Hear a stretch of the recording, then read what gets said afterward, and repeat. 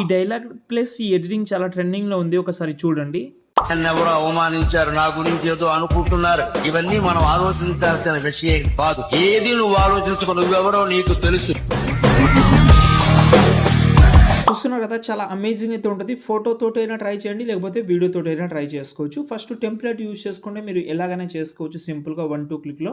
ఈ టెంప్లెట్ కోసం డైరెక్ట్గా గూగుల్లోకి వెళ్ళండి. మీరు అక్కడ సంతోష్ ఆర్షిఎఫ్ అని సెర్చ్ చేయండి. ఈ సైడ్ అయితే ఓపెన్ చేసిన తర్వాత పైన సెర్చ్లో మాత్రం BGM 376 అని సెర్చ్ చేసి ఈ ఆర్టికల్ దీని మీద క్లిక్ చేసి కొంచెం కిందికి వస్తే ఇక్కడ మీకు 2 ప్రాజెక్ట్ ఉంటుంది.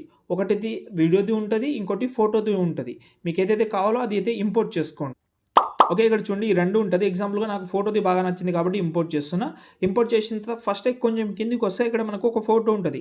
మీ ఫోటో ఏదైతే ఉందో కలర్ అండ్ ఫీల్డ్లోకి వెళ్ళి చేంజ్ చేసుకోండి. సేమ్ ఫోటో ఒకటి బ్యాక్గ్రౌండ్ రిమూవ్ చేసుకోండి.